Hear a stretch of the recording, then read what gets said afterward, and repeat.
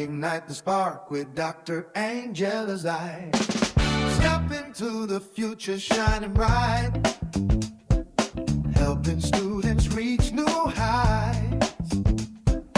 Wellness care with Rob, feel so right.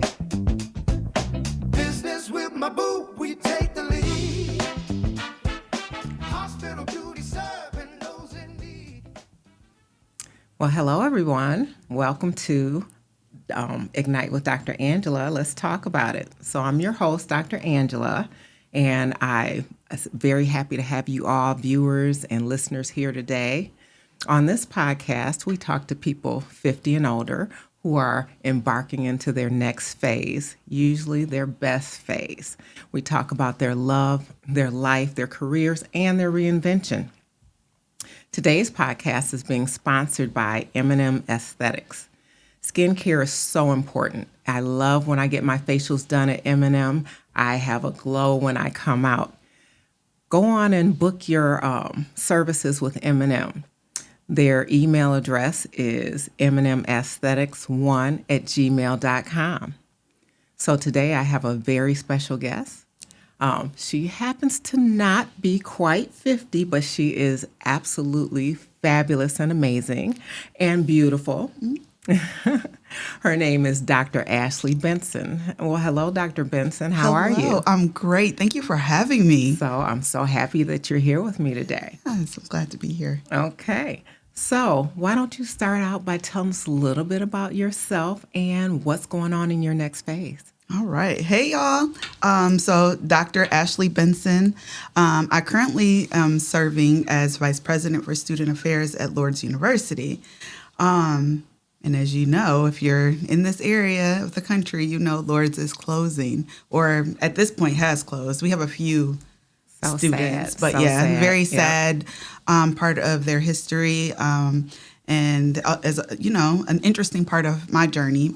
So higher education period has been my career of choice. So I started off in PK through 12 as a social studies teacher. Wow.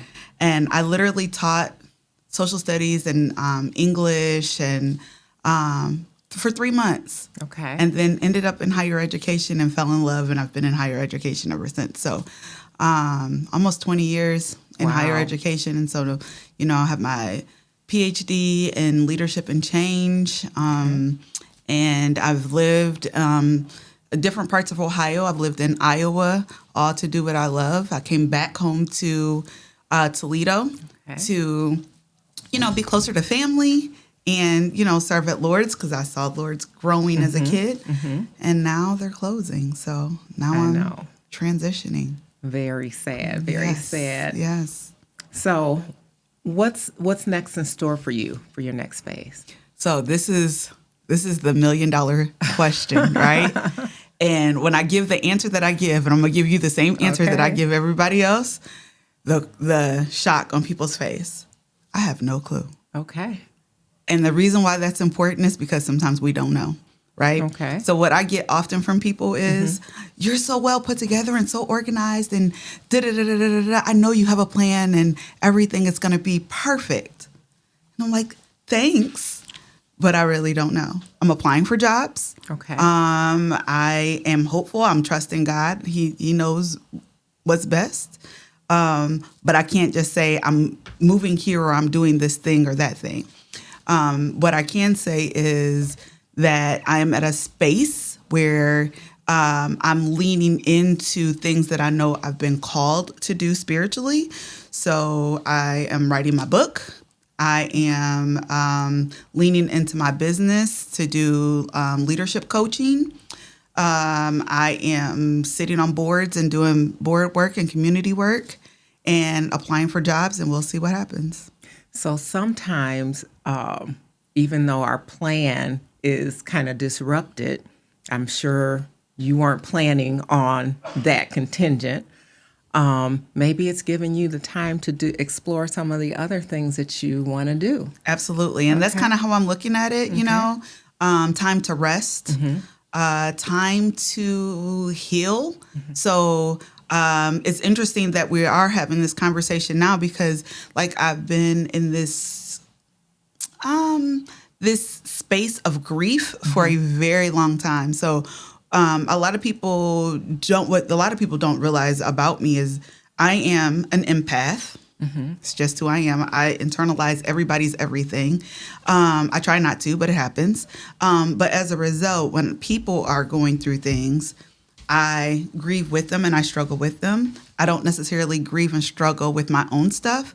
And Right. now I'm being forced to deal with my stuff and try and process out other people's stuff.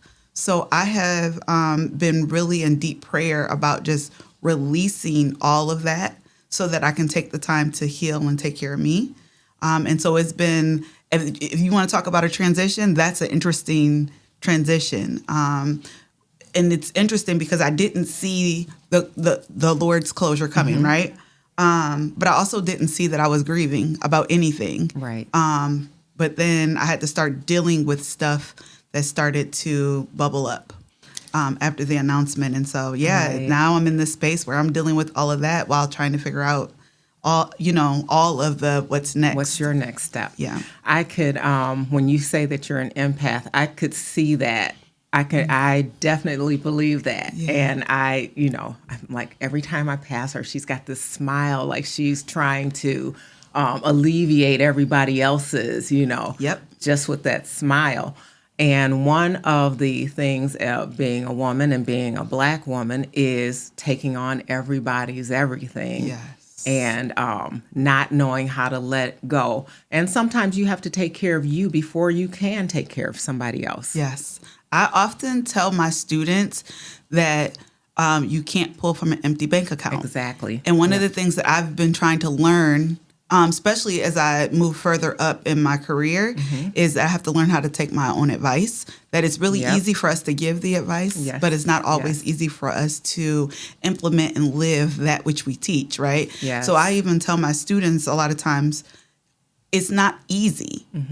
But it's something that we must do and we must try to be intentional about doing. So they will hear me say, I'm going to take this advice too, because, I might be getting an aha moment in that, and, in that conversation.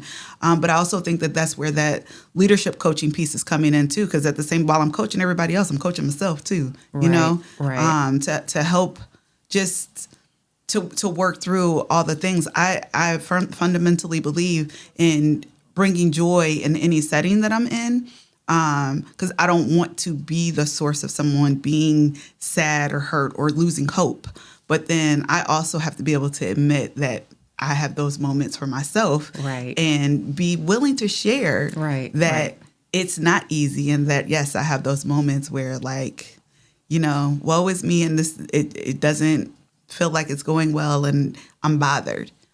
So I'm been trying to be a little bit more open about that, even though I'm also trying to be positive Right. about what's to come. So cliche that we have is self-care. And sometimes I'm like, that's such a cliche, but it's so important because you can't take care of everybody else Correct. without taking care of you. Correct. So- It's very, very important. We have to come up with whatever those routines are, and be okay with making adjustments where adjustments are needed. And so one of the things that this transition has done is actually taken away one of my self-care pieces. Okay. So one of my self-care pieces is travel. Okay. Okay. Yeah. So my team will tell you that if I'm not on a plane every 2 to 3 months to some body of water, it's a problem. They literally will come up to me and say, have you been on a plane? Have you scheduled the trip? Well, I haven't been able to do that because Right. I'm trying to be mindful of what money I'm spending, Exactly. because I don't know what's coming next. Exactly. And so I have not been on a plane yet this year. As a matter of fact, I have not been on a plane since like the first week of November. Oh, no. That is unusual. And so my passport is sitting there like, I did need you to go forget I somewhere. exist? Curacao was the last location I got to go to, and I loved it. But again, I have to lean back into the pictures and the videos that I did in order to, live that Right. moment. I have a family reunion coming up in South Carolina in a few weeks, and so I'm hoping that I just get a moment to just sit by the water and not worry about the fact that I didn't fly there because we're driving. But then I can just sit by that body of water. But I had to make an adjustment to my self-care routine with this transition. But meanwhile, I still do many of the other things. I love to read, Okay. Going on walks with my dog, cuddling on the couch with my dog, having some conversations with my husband, church, prayer. Those things are super important for me. Getting my hair and nails done is essential because I got to stay cute. Most definitely. Okay, got to stay Most cute. definitely. I think I have some outgrow here. I need to take It's care of. time. Yes, Look, it's time. I pushed my appointment back a little bit because of my upcoming vacation. So yeah, it'll be good in time Oh, then. yeah. So yeah, I like to do those things. I do like to shop, but I've pulled back on that some. But I mean, nothing. I have not stopped doing self-care because to me that's vitally important. Having a counselor, even just taking times to take deep breaths and do personal check-ins with myself. I've connected with different friends and, I had a friend this past Monday who was like, meet me at this coffee shop. We're going to go have coffee. We had the coffee, walked around, and she was like, hey, we're going to go eat too. Okay. So she took me to eat, and then after that, my godson and my best friend came over and I got to hang out with them. So being able to do those kinds of things are also very just peaceful. I've been taking days off intentionally and just laying on the couch. So one of the questions I like to ask is, what do you like best about this next phase? So it sounds like even though it's a tough transition and right now you're not sure exactly where you will land, maybe it's giving you a chance to do some things that you had neglected because you did not have the time. Yes. And I think that big piece is what I didn't have time to do was heal. Like I thought I had healed from some things. But no, apparently not. Or I healed from some things, but then there was this whole other set of things that I didn't even realize was sitting there. Know. It was covered up under the other stuff. So yeah, dealing with that. And I think a piece of that also is the rest that my mom keeps telling me that I got to do. I think it's also forcing me to do that. So I'm enjoying that. Okay. And I'm enjoying also just building my confidence in a different way, and being able to be intentional about what I want in my next step, as opposed to doing it just because it's what's expected of me. Okay.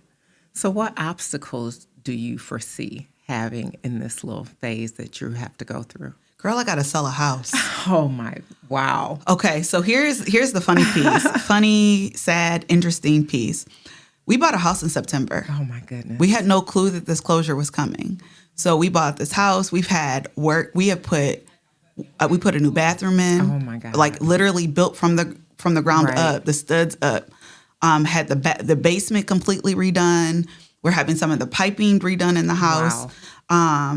And we're gonna have to sell it because I'm not anticipating that we're staying here in Toledo. Right. The one job I applied for in Toledo, I didn't get. So we got to sell a house. Wow. And so I was, getting comfortable. My dog, this is the first time he's had a yard to run around in. So he loves to just go outside and run. And all of that is going to change, being in another city and state.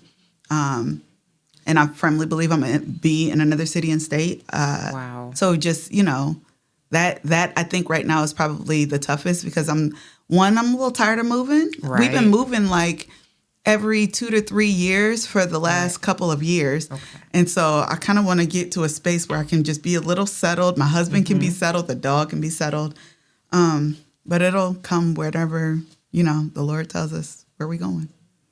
So this sounds like it could bring a lot of stress. Tell me how you cope with that stress. So I do pray. But if I'm gonna be really honest, sometimes I don't do a good job with the stress because I'm an empath. Because there's times when I don't realize I'm stressed until it's too late. Okay. So then I have to listen to others who see it on me, who have to tell me, you need to take a moment. Okay. I have learned to be honest with friends. You know, I have a what I call my board of directors who will text me and check in or call and check in. And instead of just saying I'm fine and I'm okay, Right. I've had to say, this has been my saying, and then they know that it's real. Truth is, I'm tired. You know, Tamala man, truth is, I'm tired. And they like, okay. And so then they're like, go off, sis, and tell me what's going on, how you feeling, where you're at emotionally, mentally, spiritually, and I can do that. Outside of that, I think when I started writing my book, what I thought the book was going to be about and what the book is actually about, two totally different things. But it allowed me to start getting some stuff out. Okay. Because I don't like to journal. Well, the writing of the book is requiring me to journal. Okay. And so as a result, I'm getting stuff out and saying stuff. And what's happening is I'll be in random moments where a topic comes up and I'm like, oh, that is true. Let me start writing about that. And so I'm getting all of those things that were hidden pieces within me out. And then there's been a couple times where I literally have gone and just laid at the altar at church. Okay. Because like to know me is to know I don't cry for myself. I cry for others, the empath in me, right? Right. But one of the things I came into the new year with is I wanted to learn to cry for me again, because I need to be able to do that. I don't want to just cry for everybody else. I need to be able to release my whatever, my issues, my concerns. And so I've been learning to do that in order to release the stress within me. How important is it to have those others as resources or your strength around you? I think it's very important. But it's got to be the right people, right? Because I think I'm one of those people. So people will come up to me and say, how can I pray for you? I don't let everybody pray for me. Okay. I can't, because your prayer for me might be for my destruction instead of for my win, right? So I am intentional about who I ask to have pray for me. But I'm also intentional about who I can share my concerns with, right? I can't talk Very about important. my marriage with everybody. Very important. Right, because everybody doesn't get it, right? And some people are just in it because they want to gossip. I don't want gossipers. So Right. the people who are in my corner, who have my back and are intentional, have been absolutely amazing, a godsend. You know, there's moments like my husband is quick to say, relax, I got this. Or one of the things that he does very regularly, because he knows travel is my self-care, he'll be like, book a trip. Go do what you got to do. Go, you know. But then those friends who are like, since I know you can't travel, Right. let me take you to do this to get your mind off of. You know, my mom and dad will do that. Hey, we're cooking dinner. Come over here and eat. You don't have to cook today. My brother will say, hey, I'm going to come over and help your husband put the shelf together or move the boxes or whatever, so you don't have to do it. Like those things that seem like they're small are really huge. And so what I love is that people are doing the small things. And it's people in that are from the past. That is what's been really interesting. Like a guy he was like my advisor and when I was in undergrad. Wow. And I'm still in touch with him. And he will, you know, at least once a month send a text to just say, hey, checking in. What do you need? How you doing? Sometimes those people from the past are just invaluable to you. Yes. And so then, you know, just reminding me who I am. You know, I had a different advisor from my undergrad who she said she was cleaning her desk, as we are all, right, going through files and records Right. now. And she found a note from when I was in undergrad. And she sent it to Wow. me and she said, just in case you need to be reminded who you are and what you came from. Wow. And I was like, so yeah. It allowed you to cry for yourself. Yes. So when, you know, having those people that I can be surrounded by is really awesome. And, you know, I think having those people who are willing to be honest with me. So like, I don't want them to be like AI that wants to build me up and tell me all the good stuff. I want Right, them to right. tell me, you was wrong for that. Okay, yes. And then help me to figure out how to make amends for what I did, or things like that. So Right. like if I don't know, if I was rude to my husband, I have friends that'll be like, That don't be was talking to me, my brother right? like that. He ain't do it on purpose. And I'm like, oh, babe, I'm sorry. That kind of thing. But I Right. appreciate that Right. because we don't always see ourselves in totality because we're living in our stuff, right? But other people from the outside can see something that we can't see. Right. And so I appreciate those who can That's give a me very truth. good point. Very good point. Yeah. You want people, you don't want yes men around you. You want somebody who's going to actually point out to you, Yes. like, you were wrong. Yes, challenge me to be better. And for me, that's anxiety inducing because it's I want to be better, and I also get anxious about, am I doing something wrong? What are people thinking? Da, da, da, da, da. But I have people who see that.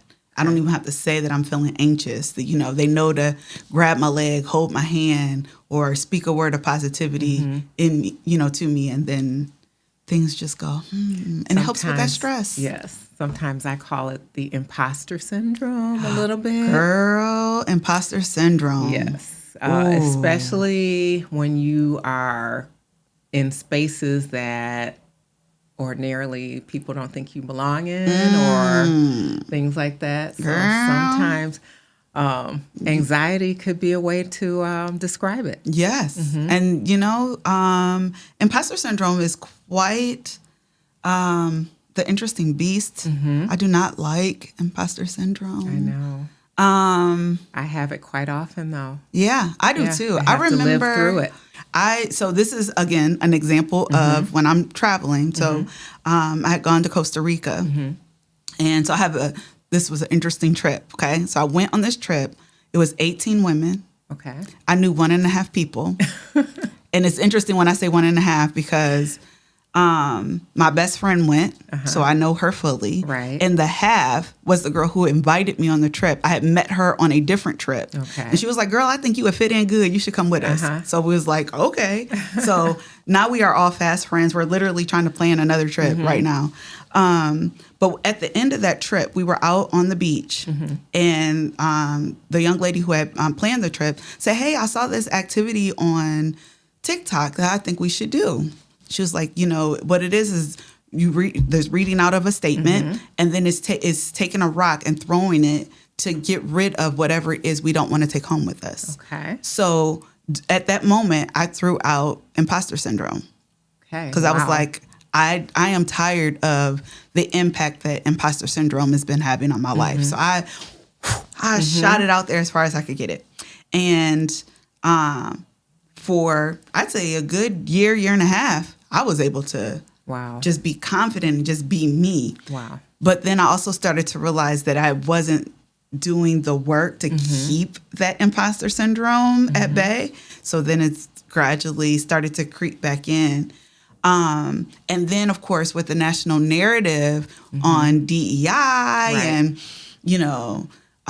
trying to say that we're DEI hires and da-da-da-da-da-da, I had to start having a conversation with myself and with my colleagues, in particular, Black women, to say we're not DEI hires. We did earn this. We are capable. We are the group that is earning degrees at a higher rate. And we got this, right? And then I had to turn around and look myself in the mirror and say, and by the way, that means you too. And so I have to be very intentional in having that conversation and doing that. Because imposter syndrome can stop you. It was slowing me on writing a book. And now, all those things that I feel like I was pausing on, I'm forced to now have to do. And I'm realizing I am capable, I am able. But then at the same time, as the words are coming out, it's like, that don't sound intelligent. But what does sound intelligent when you first started, right? That's the whole process of writing. It's a work in progress. And I have to remind myself of that. So, yeah. No, that's a very important point. And I absolutely love the way you deal with it because it's a constant every day. Yes. When I open my clinic, I'm like, who do I think I am opening a clinic? When I, became a director of a program, who do I think I am that I can? But I don't let it stop me. But it's always there. It's always there. It's yeah. always there. Yeah. And I think when we surround ourselves with other Black women who are doing things, and it doesn't even matter what industry, and it doesn't matter what they're doing. If they're a stay-at-home mom to being the vice president of the United States, we have that imposter syndrome. We surround ourselves with those people who are also still doing it in spite of it. And we can look at them as examples, but then we can also speak life into one another. So there's a group of Black women that I meet with periodically. We call ourselves the Millionaire Book Club. So they know who they are. They're my girls. Like, I met one of them randomly after a Rotary meeting, and now we are all fast friends. We message each other regularly. Literally, we'll be like, y'all, we need to get together. I miss y'all.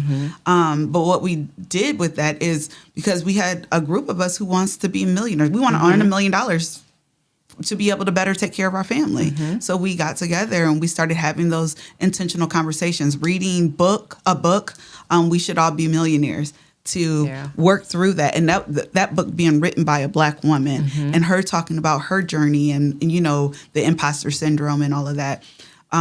So I think the more we can pour into each other and support each other, the better. So like if I, with this podcast, when I share that I did this podcast, they will reshare it in their networks, which is really great. When they have an event, don't forget, we got to Ignite with Dr. Angela. Get it out there, y'all. Get it out there, friends. Like, subscribe, comment, all the things. And then you have the folks who are writing books, who are, so I have a friend who's like, hey, I'm writing a book too. Let's do a writing retreat. So I have a writing retreat tomorrow with a friend. So even though it seems scary and that imposter syndrome is there, one of the things that I've learned to say is do it scared and that I can do hard things. And so I'm not letting imposter syndrome stop me. I'm just going to keep going. Excellent. Yeah. And as you start to network with other people and you look at someone, you're like, she's got it all together, and then you realize, well, maybe she doesn't have it all together, but she's not letting that stop her.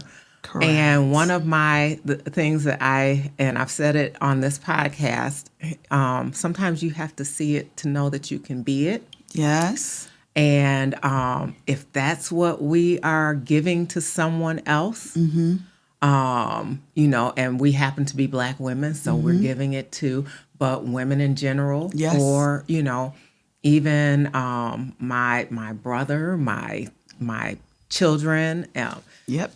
Sometimes you have to see that, wow, maybe I can be it too. Absolutely. Absolutely. I love that I can be an example, be a mentor. I mentor a lot of folks, different, I mentor people who are older than me.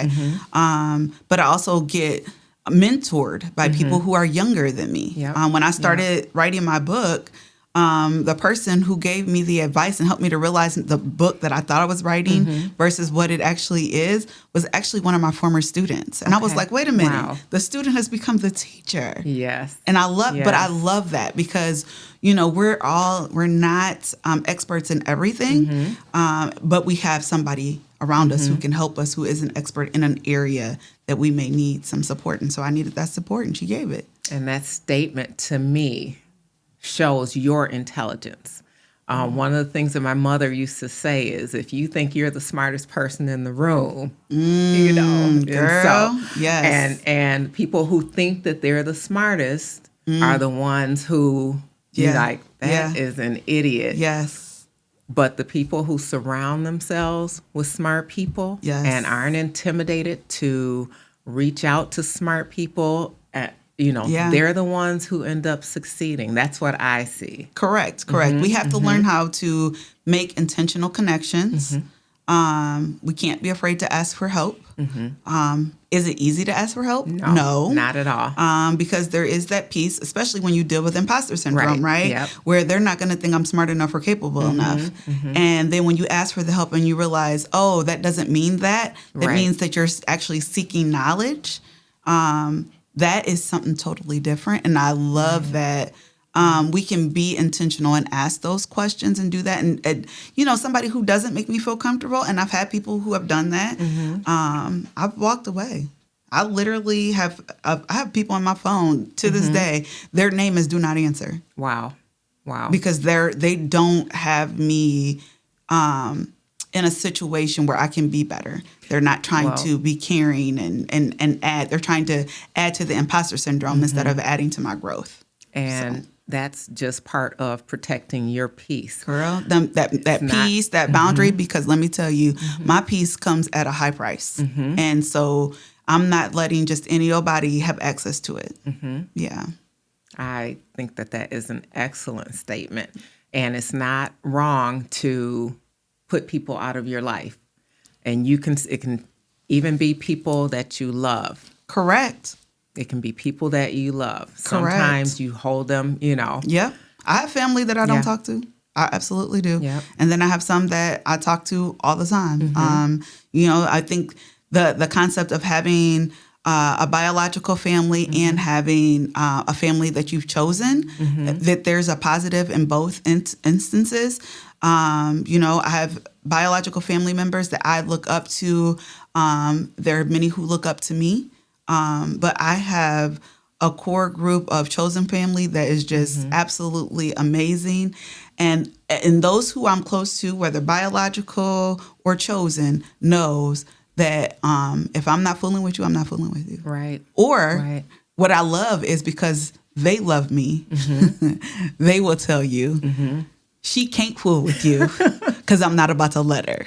Okay. And so they protect me. So that's how my husband is. My husband will block, honey. He will be like, nope, she cannot. We not doing that. You will not talk to her like that. But I appreciate that protection. So then it doesn't even have to come to me to add to my stress, to the imposter syndrome, whatever. If they don't mean me well, just like I'm going to protect my husband, if I don't feel like they mean him well, I don't want them around him. He's the same way about me. And so I have that with him, but I also have that with my chosen family, and I have that with my biological family. And so I appreciate that. Part of that sounds like you ever hear learn to say no. Girl. And it's okay to say no. Yes. And no is a complete sentence. And no is a complete sentence. And sometimes it's so hard, especially when you have that personality of being an empath. Girl. I can see that. And, you try to say, I wouldn't ask somebody that. I would never ask them. We try and put our personality onto someone else. Absolutely. It happens to me all the time. Yep. I struggle with the word no. It's interesting. When I first moved back to Toledo, I remember posting on social media, I'm leaning into my no real strong. Like I had an attitude with it. I was cocky with it. Like I'm leaning into my no. I'm not the same person I was when I left. Right. Girl. There has been some times where I had to be like, God, I think you was trying to tell me to say no, and I missed it. Can we run that back again? And he'll run it back. He's done it a couple times where he's allowed me to run it back, and I'd be like, so remember that? Yes, I have to take it back. Yep. But that's part of that growth. I am, I am not as strong in my no as I should be. And there are some people I'm stronger with my no with than I am with others, right? I can use a strong no with my husband with no problem, right? But then I can't when I'm in the community. Like it's probably the wrong. Like my husband is where my yes should probably be more with, and the no is stronger in the community. So those are things that I've been learning. But it also, again, it goes right back to imposter syndrome because if I say no to this opportunity, will it not come up again? Right. Will they not think of me for something else in the future, right? And sometimes you have to be able to say, that doesn't matter. Right. If you have faith, if you're trusting that God's got you, then if it's right for you, it'll come back when the time is right. So I've had to learn that, and I'm still learning it. I can't pretend like I have that down because I don't. Well, I think sometimes we have a built-in guilt feeling when we say no. Girl.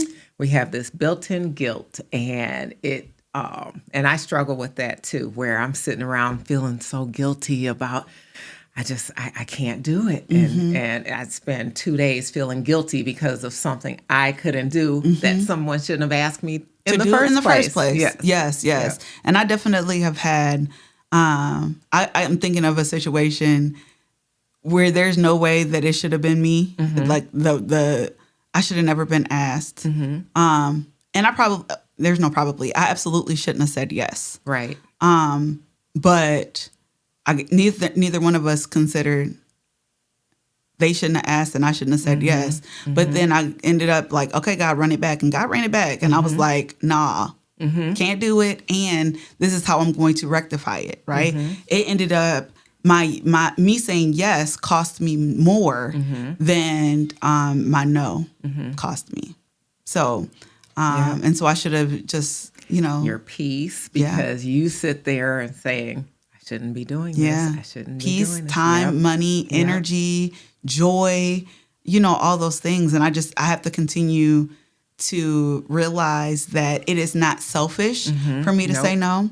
It is not selfish for me to take me into consideration.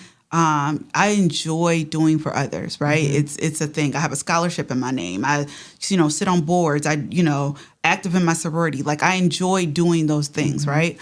But I also can't do those things. Goes right back to our conversation earlier. An empty bank account can't be drawn upon. And so sometimes you have to say no in order to take time to refill. And that's not selfish. It's not. That's personal. That's health. Black women are dying over their yeses. I don't want to put myself in a situation where my family is without me because my yes has been stronger than my willingness to take care of myself. I think that comes from us being raised as, you're being raised as the nurturer. You're being raised to be strong. Exactly. Yes. And I find myself in that place often, even with my husband. And he's, can you let me in? And it's like, no, I can't. It's hard to explain. Yeah. But it's something that we have to work on. Yeah. Being strong is, because even like during this transition, right? I'm expected to portray something, right? And so then I think that's where some of the stress comes from. I think the smiling that you see, that's where that comes from, is because there's this expectation and this strength that I'm expected to show. Taking care of everybody else. Yeah. And it's also I have the team that reports to me, right? But then there's also the invisible labor that comes with being a person of color in an institution and in an industry that is not built for people of color. Right. So then you're supporting other people of color to navigate, and sometimes supporting other women because it's an industry not built for women, and helping to navigate whatever is coming with it. And then you're like, okay, so like I've helped all these other people. What about me? And so like the Millionaire Book Club, they had to challenge me to go and say during this transition, this is what Ashley needs. Like everybody else is telling you what they need and you see what they need. Right. But who is seeing what you need? Who hears what you need? And so I've had to say that. And so like when I took off last week, like my thing was, all right, I'm just going to lay on this couch. And so I did. I laid on the couch the whole weekend and it was great. But I needed that because that was something I kept saying that I needed for me. So, you didn't feel guilty about it, did you? I didn't. Okay. And I was excited that I didn't. I was actually kind of surprised that I didn't feel guilty about it, because usually I'll get this like heaviness in my stomach. It was none of that. I was laid out enjoying. I remember getting up from the bed, going to the couch, and then getting up from the couch, going right back to bed. I had a whole day where I didn't even shower. Nice. I just laid and chilled. Nothing and it was amazing. I would get up and drink my water, and I got right back in the bed, or I eat my apple. I've been trying to eat a couple apples a day. Did that stuff, and then I just relaxed. The TV watched me, and I watched the TV, or I would listen to my book, or I would just sit in silence, because sometimes I do that and look at the dog, look out the window, and it was amazing. So knowing that this is a rough period, would you do it over again? Yes. Okay. And And the only reason why I say yes is because it gave me an opportunity to come home. Mm-hmm. So I lived away for like 13 years. And so, being away from my family was a process. I learned to be away from them. And I needed to be reminded what it was like to just have them available. I could spend time with my parents, my mother-in-law, my grandchildren, my children. Yes, I know I'm cute. I do have grandchildren. Have 3. So I've been able to spend time with them, be there for, those special moments. But I also think it allowed my family to be able to see what my husband and I have experienced over years, with our careers and all that kind of stuff. But the challenge of it all, I think, is also helping me to grow. Okay. And so while it's something that I wish I would have known was coming, the reality is you can't control it. Right. I want to be able to control it, but I can't. Right. But yes, I would do it all over again because it is allowing me to have a growth and a self-discovery that I didn't realize I needed. So what kind of advice would you give to somebody who is thinking about their next step or their next phase, but they're kind of afraid to go into that? I say the biggest thing is being honest with yourself. Okay. You have to figure out how you can get into that honesty. So whether that's in your head, writing it down on a sheet of paper, having a conversation with a friend, having a conversation with your counselor, whatever it is, you have to be honest with yourself about what it is that you want. So I had a friend who came to me and was like, so in an ideal world where nothing else mattered, what would you want? And I laid it out. I was like, girl, I would be off work for 6 months, laying on my couch, chilling. I might get up after 2 months and write my book, be able to travel a little bit and just take a deep breath. And she was like, okay. I had to be able to say that. Now, in reality, can I do that? No. Would I like to? Absolutely. So if there's ways to lean into that, to figure out ways to, as I'm working through this transition, to get some of that relaxation in that I wanted, then I can do that, which is why laying on the couch last weekend was so important for me to do, because that was something that I said I wanted, right? So I'd say being honest with yourself, but then also being willing to have conversation with people that you least expect who might be able to help. Okay. So I went up for prayer at church and just was like, all right, I'm tired of hurting. I need to heal. I'm going through this grief. I'm crying, right? I'm laying it on the altar. The next week, the mother at the church who prayed over me came up to me and said, I firmly believe that if I'm going to pray over you and then it's still in my spirit and I have a way to have a solution for you, then I need to come to you with solutions. Girl, she's been texting me jobs. Wow. She's like, now I know this isn't at the level, it's not a VP level, but it's something that could hold you over in the meantime. Wow. And I've appreciated that because there's times that the things that I don't necessarily think about, right? And it wasn't necessarily the mindset that I was considering, like what could hold me over in the meantime. I was like, okay, in the meantime, I can lean into my business and all that, but I definitely wasn't thinking about, I could go out and do these other things. Right. And so her sending that to me was amazing. And then I think just, it's okay to take a class here and there, and there are free classes out there, free resources, there are books, doing some training and leaning into increasing your knowledge, I think is really important. And then taking deep breaths, because yes, it's going to be stressful. There's going to be moments in time where it's going to feel like it's not doable. There's going to be moments in time where you're going to feel like you're not enough. You're being looked over.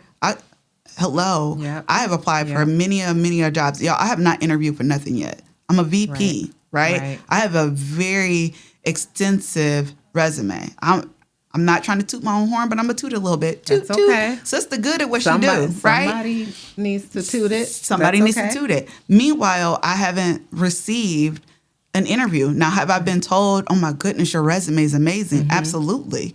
But different places are looking for different things, right? So while I would hire me, they are not ready to to take that step, that leap with me, Right. for whatever reason. And so being mindful that just because that no exists, that's just one more step towards your yes. And so that's what I've been trying to remind myself, that every no is leading me to my yes. And just because you get a yes doesn't mean it's the right yes. Exactly. So then having to take that into Exactly. consideration too. So that is emotional intelligence. girl, Right there. because Yep. I'm not going back to Iowa. Okay. All right. I'm not going back to Iowa. And there are opportunities. Like there's a Yeah. couple positions I absolutely could apply for in Yeah. Iowa. Yeah. I don't want to move to Alaska. Okay. I don't want to be in Wyoming. Yep. So like Yep. knowing that. So as you're transitioning, know where you don't want to be. Right. Like as much as you Right. want to know where you want to go, know where you don't want to go. Because if you have to take a few steps to get to whatever that ultimate result is, there's going to be some pathways. And so you got to decide what you don't want on that pathway. And if you are a spiritual and have any type of relationship with God, you got to pray about it. And you got to trust, you got to have faith. Like I am firmly, I'm going to lean into my faith. I'm a minister. I tell people all the time, I'm a sinning minister. I fall short. I cuss. I do all the things, y'all. We all do. So like, cause I have people that be like, now I know I saw you. Wow. You showed Yeah. me. Yes, you will see me at the Chris Brown concert. And yes, I am a minister. That's right. Meanwhile, I pray, right? And I'm reading the Bible and I'm asking God, what does this mean? What does this mean for me? And I have to internalize that and then take time to meditate on that. And so I encourage people to do that for themselves too. Lean into just taking time to meditate and pray on it. Like trust God, be faithful, be faithful to God, but be faithful to yourself. I think sometimes, and I've experienced this in different situations that I lost. But I explain it. Sometimes a situation has to be ugly enough to make you move. Girl. Sometimes God knows a little bit better. And he knows that if you're sitting there comfortable, you're not going to get out there and do what he has planned for you. That is so right. Because it's easy for us to get comfortable. Very easy. And so he is telling us, let me make you uncomfortable. This is a season. This is not your... Correct. Yep. Yes. And he's like, when I left Iowa, that's exactly what that was. I was comfortable. I was in a space where I'm like, oh, I can do this. Right. And I ended up dealing with some racism and some other things that put me in a space where I had to decide at that moment, which is more important. Honoring and being loyal to this organization or honoring and being loyal to myself? Is it more important that you're sitting over here, you don't have a church home, or going somewhere where you can find you a church home? Is it better for you to keep trying to make something work, or you go somewhere where it can work? Exactly. So I had to make some tough decisions, and it stretched my husband. It stretched my relationship, my marriage. But we had to do what we had to do. Because it's easy. Like, has that been my prayer? God, send me somewhere where I can grow, where I'm stretched, but where I can be comfortable and safe. Prepare that place for me and me for that place. That wasn't my prayer before. Right. So that place wasn't even ready for me. Okay. I feel like I was ready for the place. And that's probably what my prayer was. God, make me ready. I didn't say, God, make that place ready. So that place wasn't ready for me. Okay. Now, God, whatever it is you got next and everything that is to come, prepare that place for me and prepare me for that place. And then help me to embrace the journey for whatever that transition looks like, so that I can do the work. So in the midst of that is then show me what the work is and let me have a willing heart to do it. So, there's the whole spiritual work, but there's the whole professional work too, right? So I've been going to like webinars to just learn about professional transitions, retooling my resume. I didn't realize that there was, and I feel like I'm pretty astute when it comes down to resumes, right? Because I used to work in a career center. I wasn't even thinking about changing the language in my resume because I am at executive level now. So when the person on the webinar was like, you need to use executive voice, I was like, ding, ding, ding, ding, ding, ding. It was like all lights, flares. Right. I was like, duh. Wow. Went and made a change, and it felt good, right? So being willing to accept that advice and to help me to to pause and go back and think about stuff that I didn't highlight in my resume, stuff that was missing. That executive voice helped me to even think about stuff that I hadn't even put in my resume that I was like, duh. And then not being afraid to toot my own horn because I'm one of those people who don't like to do that. So let's talk about that. I applied for a fellowship. Okay. And I'm looking at other people's application, and they were just, and I did this and I did that, and, almost braggadocious like.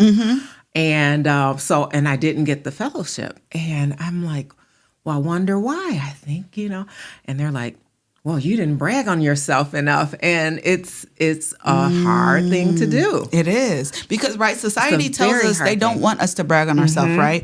But then at the same time, they want us to. Yeah. And it's like, which one do we do? You want me to not be, narcissistic or just all about me, self-centered, right? Right. But the reality is that's what our resumes are supposed to be. That's what those conversations, interviewing and all of that is supposed to be. And it's a hard thing to switch to do. And so it's a thing that I've been learning that I, because like one of the questions that I asked during the retooling webinar is like, I don't put myself out there for awards. And they were like, okay, that's not going to harm you.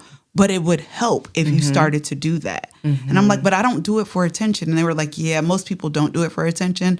But the reality is you gotta try and get the attention because you have an end result. And people are not gonna know you exist if you don't put yourself out there. And I was like, oh. It's so true. It's so true. Yeah. I'll hear somebody and I'm like, they are just bragging and just, tooting and toot, you know. Yeah. But that's, I'm sure you have a ton of stuff that is amazing. And we've talked about one sliver of it today. Yeah.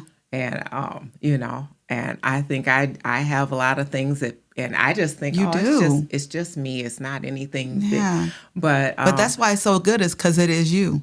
Well, and that's the true. piece that goes back to the imposter you're syndrome, right? Yes, exactly. You it's should be able. circle. It's full circle. Yep. You have to. So I will tell you what I do in the mirror. What I've done in the mirror. Speaking positive affirmations to myself. Reminded myself. Excuse me, y'all. Just who the F I am. Okay. I love because it. sometimes we forget, right? Yes. And so I have to do that for myself. This is who I am. Yep. And it's okay. Like I put in this work to get these degrees. Ma'am, you put in that work to get them degrees, to open that center, Wasn't to a do this DEI. podcast. Exactly. You earned this. Yes. So put that out there and brag on yourself. And one of the things that I've done to help myself with that is I'll sometimes go to AI and say, brag on me. Okay. And so it'll give me it. And I'm like, that's right. That's who I am. Yep, Because, yep. AI wants to impress you, right? Okay. So impress me with me. And it does. I'm doing that as soon as I go home. Girl, do it. Do it. Because sometimes you just need, and then go back and read it, look at Yep. yourself in the mirror. So you Okay. can, it's almost like you're introducing yourself as the commencement speaker who's about to get that honorary doctorate because you got some Okay. profound wisdom Okay. and they want, read out all of your accomplishments. I want that AI platform, whichever one you use, tell me what that should be so that when I go and have my bio read, I can read it and be like, dang, I didn't even realize I was that good because I am that good. I love that my husband tells me that I'm that good. I love that there are others who see me as being that good. I have to be able to see it too, and I have to be able to be confident and bold. And I think you got to do that for yourself too. And it's not easy. No, so it's like not. it's easy It to is not say, easy. it's not easy to do. And whereas I remember looking at people like, dang, they super confident. Right. Now I'm like, they super confident. Right, I like it. right, Like, how did they right. get there? And so I'll ask. I mean, it's just like as a woman who goes through transitions, when perimenopause started hitting, girl, I would go to people and be like, how did you do that with Perry? Right. You know? Right. So just the same, Right. how did you figure out how it was okay to brag about yourself? Right. Right. Let's talk about it so that we can help each other to get to that next level. Because the reality is, white men gonna do it. Yep. Black men gonna do it. Yeah. Yeah. So we got to. We have to. We have to. Yeah. Oh, I love that. That's just amazing. So, I mean, you've given so many words of wisdom and pearls. Is there anything else you would tell somebody? I think the biggest thing would be know your worth. That is so important. Is that one of the hardest things? Yeah, it is very hard. Yeah. It is very hard. But you have to know your worth. And when you know your worth, so this is something that I read in the Millionaire book. It's something that I have conversations with different women in particular, sometimes men. Know your worth, multiply it by 10, and add $1 million to it. Okay. Know your worth, because you're probably still diminishing yourself even when you say what your worth is, right? You have to be okay with saying, I'm the stuff. Right. And Right. you also have to be okay with saying, I'm the stuff and I don't know about this piece, but I'm willing to learn. You know, I'm a person who enjoys reading, enjoys learning. I'll sit back and I'll try and glean from people, right? Sit at the feet of my elders, all those things. But I'm still pretty good at who I am. Okay. I'm still, right? I have a lot Right. that I bring to the table, and I'm not going to let somebody else diminish that. And when I see that they're trying to diminish that, honey, I will walk away from that table. I will. But what I also love is that my husband will go and tell them. Give you an example. Oh my God. Babe, I'm so sorry for putting you out here like this. I love you. So this one time I had got pulled out on a call, an emergency call at a previous institution for a room search at a residence hall. I got injured during this call. So a couple of days later, my husband is out playing Frisbee golf with some friends, some people that he met from the community. One of them happened to be one of the VPs at the time at the institution I was working at. I'm not a VP at that institution. My husband said to him, I need to talk to you about the fact that y'all called my wife out to do this emergency call. He said, why would you send a queen to do a pawn's job? I said, baby, did you... And so when he came home, right, he came home to tell me he said this, right? I'm laying in bed asleep. I hear him say this, but I'm like, I'm dreaming. I get to work the next day, and the VP was like, man, I love how your husband speaks about you. Wow. And I was like, wait, that wasn't a dream? He really said that to you? He was like, yes, because my husband knows my worth, right? Wow. And so I celebrate that, right? Wow. And I celebrate that for myself. So if he can see, so when I don't see my worth, I have somebody in my corner who does, who can remind me who I am and what my worth is. So I would say that other piece would be, while you're knowing your own worth, make sure that there are others around you who know your worth, who are willing to speak life into you, to remind you when, on those days when you can't, because we will have days where we can't, Right. you know, we don't Right. know it, we don't speak positive to ourselves, and we need somebody who can help us to get back to who we are. I mean, that is so amazing to have someone who isn't threatened by your success or greatness or your awesomeness. I mean, and it is such an important piece, especially in a marriage. Yes. Girl, look Especially here. in a marriage. This man has been in my corner from the very beginning. So when we were dating, this is so funny. When we were dating, he used to introduce me. This is Ashley, my girlfriend. She's going to get her PhD one day. And so, like, that's literally how everybody he would introduce me to. So I finally one day was like, why do you introduce me like that? And he was like, because I'm proud. Wow. And then I had to think about past relationships where I literally had dated a dude who wouldn't even come to my graduation party. Wow. Because I had graduated with a master's degree and his feelings was hurt. And then I got Wow. this man who's like, she gonna have a PhD one day. Right. Okay, so now I got this PhD. And he literally, if an article is written about me, if somebody says something about me, he'll be like, that's doctor. Yep. Like, Yep. know her name, use Yes. them initials. She worked hard for Yes, that. yes. I'm like, babe, I love it. I They- love yeah. it. You know, so Yeah, you're right. They don't like to call us doctor, They, do they? they don't. They No, don't. They I don't. know. But you best believe my husband go remind him that Okay. that's who we are. I love it. He even calls me Dr. Babe. Okay. Honey, he calls me I doctor. like it. So I like it. I we like earned it. them credentials. Like, we gonna lean into them. We worked hard. Well, Dr. Benson, thank you so much for joining us today. Yes, I thank you for really having me. enjoyed our conversation. I think it was just amazing. I think you're amazing and fabulous. And the next stage for you is going to be amazing, and something that Amazing. you want to do. Thank you. Thank Brought you. to you by God. Brought to you Yes. by God. I know that's right. to Yes, you by I God. appreciate being here, and definitely will give you an update for you to share with your viewers Okay. as soon as I know something. I will love to do that. All right. So Yes. I like to say thank you to our listeners and viewers. Thank you to M&M Aesthetics. Make sure you give them an email for your services. And thank you guys for being with us today. And until next time, Ignite with Dr. Angela. Let's talk about it.